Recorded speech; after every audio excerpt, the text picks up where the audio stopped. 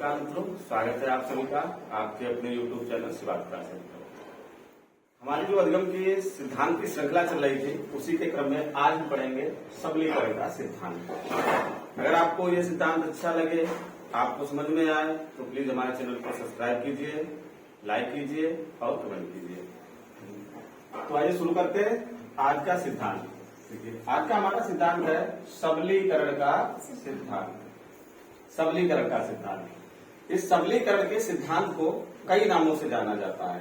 देखिए, इसका एक नाम है प्रबलन का सिद्धांत। सबलीकरण के सिद्धांत को हम कहते हैं प्रबलन का सिद्धांत। इसी सिद्धांत को कहते हैं पुनर्बलन का सिद्धांत।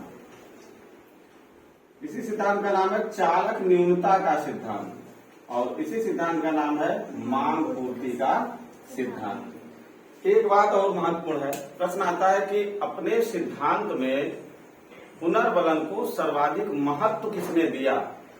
तो जब इस प्रकार से प्रश्न आए कि अपने सिद्धांत में पुनर्बलन को सर्वाधिक महत्व किसने दिया, तब आपका उत्तर होगा B.F. स्किनर ने। लेकिन अगर आप पुनर्बलन का सिद्धांत किसने दिया, तो दिया है हल ने। पुनर्बलन को अपने सिद्धांत में महत्व किसने दिया, तो स्किनर ने सर्वाधिक महत्व दिया था पुनर्बलन को अपने सिद्धांत में। लेकिन पुनर्बलन का जो सिद्धांत है वो दिया है क्लार्क हल ने। इस सिद्धांत का प्रतिपादन किसने किया था, तब आप बताओगे अमेरिकी मनोवैज्ञानिक क्लार्क लियोनार्ड हल या CL हल। इनका पूरा नाम है क्लार्क लियोनार्ड हल और शॉर्ट में इनको कहते हैं CL हल। क्लार्क हल कहाँ के मनोवैज्ञानिक थे, तो आप बताओगे ये अमेरिकी मनोवैज्ञानिक थे। पूरा नाम इनका जरूर याद रखिएगा, बहुत बार नाम पूछ लेता है। तो इनका पूरा नाम है क्लार्क लियोनार्ड हल। हल ने अपने सिद्धांत का प्रतिपादन सन 1915 में किया था। क्लार्क हल ने अपने सिद्धांत का प्रतिपादन कब किया था, सन 1915 में किया था और अपने सिद्धांत का प्रतिपादन करने के लिए पुस्तक की रचना की थी जिसका नाम है प्रिंसिपल्स ऑफ बिहेवियर। ये महत्वपूर्ण पुस्तक है, पूछी भी गई है टेट परीक्षा में। प्रिंसिपल्स ऑफ बिहेवियर किसकी पुस्तक है, तो प्रिंसिपल्स ऑफ बिहेवियर क्लार्क हल की पुस्तक है। क्लार्क हल कहाँ के मनोवैज्ञानिक थे, तो क्लार्क हल अमेरिका के मनोवैज्ञानिक थे और इन्होंने अपने सिद्धांत का प्रतिपादन किया। कब किया, 1915 में किया। तो इतना आप ध्यान रखिएगा। सबलीकरण के सिद्धांत के नाम प्रबलन का सिद्धांत, पुनर्बलन का सिद्धांत, चालक न्यूनता का सिद्धांत और मांग पूर्ति का सिद्धांत। ये इतने महत्वपूर्ण नाम है, इन नामों से हम इसे जानते हैं। और इस सिद्धांत का प्रतिपादन प्रसिद्ध अमेरिकी मनोवैज्ञानिक क्लार्क लियोनार्ड हल ने किया था अपनी पुस्तक प्रिंसिपल्स ऑफ बिहेवियर में। और कब किया, तो 1915 में किया। अगली महत्वपूर्ण बात यह है कि जो क्लार्क हल का सिद्धांत है ये पावलोव और थॉर्नडाइक के सिद्धांत पर आधारित है। ये दो लोगों के सिद्धांत पर आधारित है, पावलोव के सिद्धांत पर और थॉर्नडाइक के सिद्धांत पर। पावलोव के सिद्धांत से इन्होंने अनुबंधन का प्रयोग किया अपने सिद्धांत में, अनुबंधन।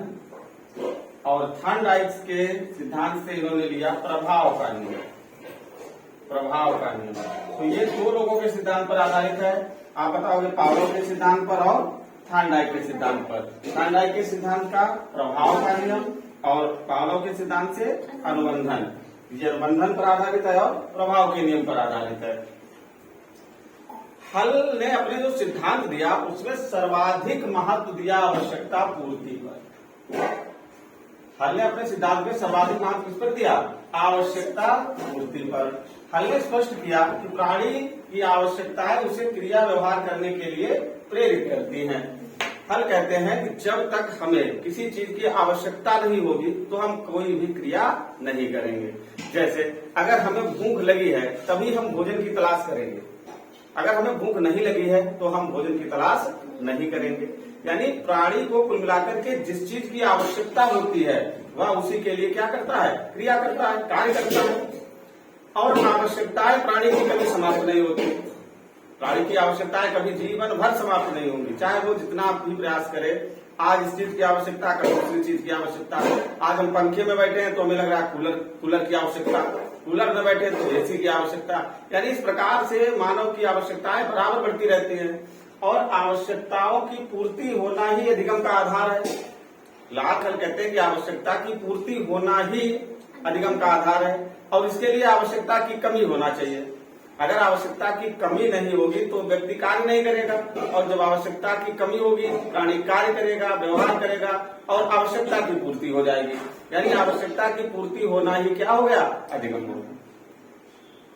तो ये बात आप मुख्य रूप से ध्यान रखेंगे। हल ने अपने सिद्धांत में, और ये ही इस सिद्धांत की मूल थ्योरी है कि आवश्यकता की पूर्ति, हल ने अपने सिद्धांत में सर्वाधिक महत्व अगर किसी को दिया है तो वो किसको दिया, आवश्यकता की पूर्ति को दिया।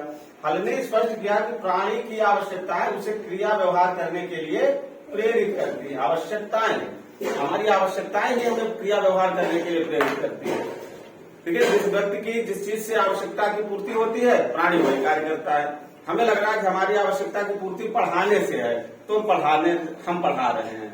आप लोगों को लग रहा है कि आपकी आवश्यकता की पूर्ति पढ़ने से है, आप पढ़ेंगे। तो जिस क्रिया से, जिस व्यवहार से प्राणी की आवश्यकताओं की पूर्ति होती है, प्राणी उसी कार्य या व्यवहार को सीख लेता है। यही आपको मुख्य रूप से ध्यान रखना है। आगे देखते हैं, जो कार्य या व्यवहार प्राणी की आवश्यकताओं को कम करता है, जो कार्य या व्यवहार प्राणी की आवश्यकताओं को कम करता है, ध्यान रखना, प्राणी उस कार्य व्यवहार को सीख लेता है। हमारी आवश्यकताओं की कमी जहां पर होगी हम उसी को सीखने का प्रयास करेंगे। जैसे हमें लग रहा है कि भर्ती परीक्षा आने वाली है, शिक्षक भर्ती परीक्षा आने वाली है, और हमारा जो विषय बहुत ज्यादा कमजोर है हम उसके ऊपर ज्यादा अनुक्रियाएं करेंगे, ज्यादा पढ़ेंगे उसको। यही अधिगम का क्या है, आधार है। यही मुख्य रूप से अधिगम का आधार है। क्या बताया, जो कार्य व्यवहार प्राणी की आवश्यकताओं को कम करता है प्राणी उसी कार्य व्यवहार को सीख लेता है, और यही अधिगम का क्या है, आधार है। हल ने स्वयं अपनी परिभाषा में कहा है, सीखना आवश्यकता की पूर्ति की क्रिया द्वारा होता है। सीखना कैसे होता है, आवश्यकता की पूर्ति की क्रिया के द्वारा होता है। जब आवश्यकता की हमें कमी होगी तभी हम आवश्यकता की पूर्ति के लिए कार्य करेंगे। अगर आवश्यकता की कमी ही नहीं है तो हम कार्य किसके लिए करेंगे। तो हल ने कहा है कि आवश्यकता की पूर्ति, सीखना क्या है, आवश्यकता की पूर्ति की प्रक्रिया द्वारा होता है, लेकिन इसके लिए आवश्यकता की कमी का होना बहुत जरूरी है। अगर आवश्यकता की कमी नहीं होगी तो हम सीखेंगे क्या। हल ने जो सिद्धांत दिया था, जो थॉर्नडाइक का सिद्धांत था, SR टाइप लर्निंग थ्योरी। तो SR का मतलब क्या है, स्टिमुलस रेस्पॉन्स थ्योरी, उद्दीपक अनुक्रिया सिद्धांत, उद्दीपक अनुक्रिया सिद्धांत। इसके स्थान पर हल ने क्या दिया, SOR सूत्र का विकास किया, स्टिमुलस ऑर्गेनिज्म रेस्पॉन्स, यानी उद्दीपक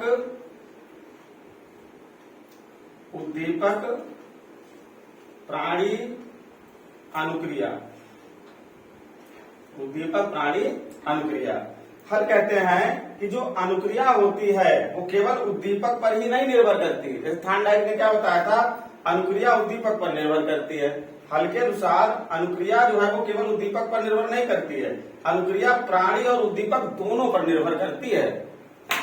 हल के अनुसार जो अनुक्रिया है वो उद्दीपक और प्राणी दोनों पर निर्भर करती है, जबकि थॉर्नडाइक ने क्या बताया था कि अनुक्रिया उद्दीपक पर निर्भर करती है। तो इन्होंने SR सूत्र के स्थान पर SOR सूत्र का विकास किया। अब अगर प्रश्न आता है कि SOR सूत्र का विकास किसने किया, तो आपका उत्तर क्या होगा, हल।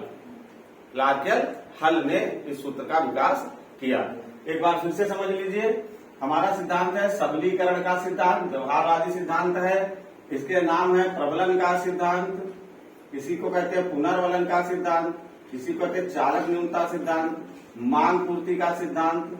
और इस सिद्धांत का प्रतिपादन करने का श्रेय जाता है प्रसिद्ध अमेरिकी मनोवैज्ञानिक क्लार्क लियोनार्ड हल को, या CL हल को। CL हल ने अपनी पुस्तक 1915 में लिखी थी, कौन सी, प्रिंसिपल्स ऑफ बिहेवियर। इसी पुस्तक में सबलीकरण सिद्धांत को समझाया है। और यह सिद्धांत किसके सिद्धांत पर आधारित है, आप बताओगे, दो लोगों के सिद्धांत पर आधारित है, पावलोव और थॉर्नडाइक। पावलोव से लिया अनुबंधन और थॉर्नडाइक के सिद्धांत से लिया प्रभाव का नियम। तो ये पावलोव के अनुबंधन के नियम और थॉर्नडाइक के प्रभाव के नियम पर आधारित है। अगली महत्वपूर्ण बात है, हल ने अपने सिद्धांत में आवश्यकता की पूर्ति पर सर्वाधिक बल दिया।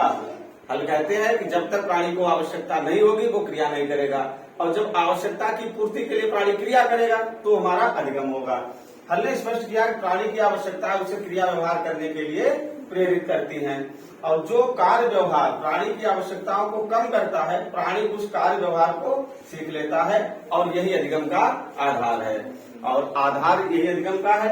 आवश्यकताएं जो है वो प्राणी की कभी समाप्त नहीं होती, इसलिए अधिगम ही जीवन पर्यंत चलने वाली प्रक्रिया है। अधिगम भी कभी समाप्त नहीं होगा। हल के अनुसार सीखना क्या है? आवश्यकता की पूर्ति की प्रक्रिया के द्वारा होता है।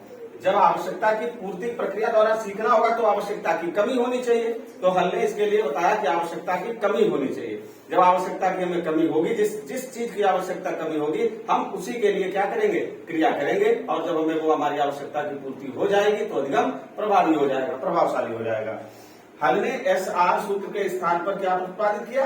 SOR, stimulus response theory. उद्दीपक अनुक्रिया के स्थान पर स्टिमुलस ऑर्गेनिक रेस्पॉन्स, उद्दीपक प्राणी अनुक्रिया सिद्धांत का विकास किया।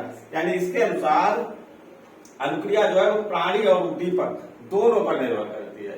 तो ये कुछ मुख्य बातें थी सिद्धांत की। आगे बात करेंगे हल का प्रयोग क्या था।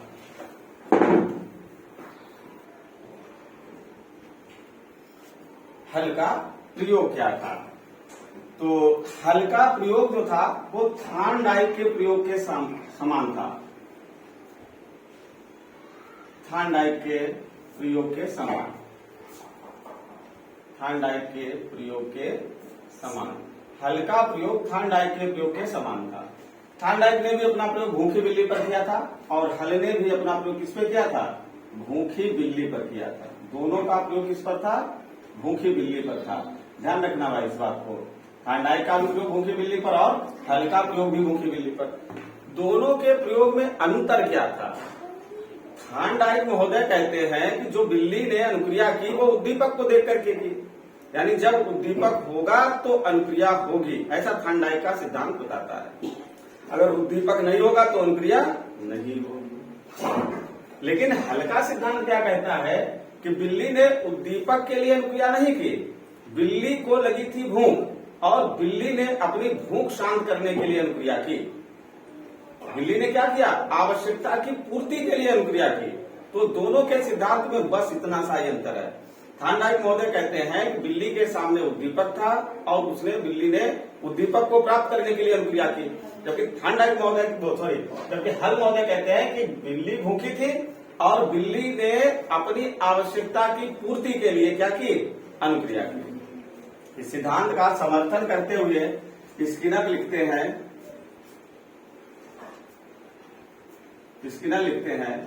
अधिगम का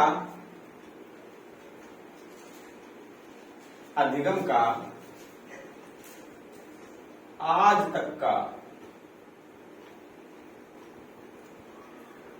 सर्वश्रेष्ठ सिद्धांत। स्किनर महोदय ने इस सिद्धांत के संबंध में इसका क्या लिखा है? ये अधिगम का आज तक का सर्वश्रेष्ठ सिद्धांत है। और स्किनर का जो सिद्धांत है उसमें स्किनर ने पुनर्बलन का प्रयोग किया जो कि हल के सिद्धांत पर आधारित है। इसका समर्थन सबसे ज्यादा किसने किया आपसे पूछा जाए? स्किनर ने। और कहा है कि अधिगम का आज तक का सर्वश्रेष्ठ सिद्धांत, यानी इससे श्रेष्ठ सिद्धांत आज तक नहीं आया, ऐसा स्किनर महोदय का मानना है। ये सिद्धांत का आधार है। तो थॉर्नडाइक के प्रयोग के समान है हल का प्रयोग। भूखी बिल्ली पर थॉर्नडाइक ने भी किया, हल ने भी भूखी बिल्ली पर प्रयोग किया। दोनों में अंतर क्या था? थॉर्नडाइक कहते हैं उद्दीपक के लिए अनुक्रिया की जा रही है, क्योंकि हल क्या कहते हैं? ये अनुक्रिया उद्देश्य की पूर्ति के लिए, आवश्यकता की पूर्ति के लिए की जा रही है। यानी बिल्ली द्वारा जो अनुक्रिया की गई वो आवश्यकता की पूर्ति के लिए की गई। तो कुल मिलाकर के आपको ये ध्यान रखना है कि हल ने अपने सिद्धांत में आवश्यकता पूर्ति पर सर्वाधिक बल दिया। सबसे ज्यादा बल अगर किसी पर दिया तो आवश्यकता की पूर्ति पर, और इसके लिए उन्होंने आवश्यकता की कमी का होना बताया है। यानी जब हमें आवश्यकता की कमी होगी तब हम आवश्यकता की पूर्ति के लिए कार्य करेंगे। अगर हमें आवश्यकता की कमी नहीं है तो हम कार्य नहीं करेंगे। तो ये इस सिद्धांत की कुछ मूल बातें थी। अब देखते हैं इसका एक उदाहरण। जैसे आवश्यकता की बात है,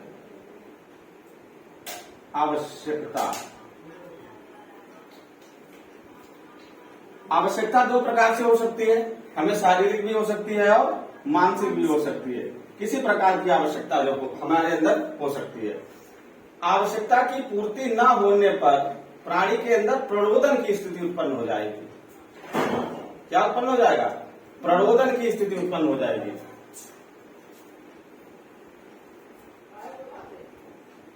यानी चालक। अगर हम यहाँ पर मान लें शारीरिक आवश्यकता है और आवश्यकता भोजन की है तो प्रणोदन उत्पन्न हो गया या चालक उत्पन्न हो गया। अब जब चालक उत्पन्न हो गया प्राणी के अंदर तो क्या होगा? कार्य करने के लिए प्राणी को वो बाध्य करेगा। जो चालक है वो प्राणी को कार्य करने के लिए बाध्य करेगा। कार्य करने के बीच में जब प्राणी अनुक्रियाएं करना शुरू कर देगा तो उसको अभिप्रेरणा प्राप्त होगी। अभिप्रेरणा प्राप्त होगी। अभिप्रेरणा क्या करती है? कार्य को और तीव्र कर देती है। हम जैसे पढ़ रहे हैं और हमारे पड़ोस में कोई बच्चा सेलेक्ट हो गया, अब हो सकता है उसको देख करके हमारे अंदर भी कुछ ऐसा जागृत हो जाए कि हमें भी पढ़ना चाहिए, तो ये हमारे लिए अभिप्रेरणा का कार्य करेगा। तो अभिप्रेरणाएं जो है वो कार्य को और आगे बढ़ाने में हमें सहायता करती है। अभिप्रेरणा उत्पन्न हो गई, अभिप्रेरणा से हमें क्या मिला? पुनर्वलन मिला। फिर हमने पुनर्वलन मिला, फिर हमने कार्य किया और फिर हमें क्या हो गया? हमारे उद्देश्य की पूर्ति हो गई और अधिगम हमारा कैसा हो गया? प्रभावी हो गया। तो ये हमारे अधिगम के सिद्धांत से कुछ हल्के सिद्धांत के कुछ उदाहरण आप ऐसे समझ सकते हो। अब हम देखेंगे इसका शैक्षिक महत्व क्या है।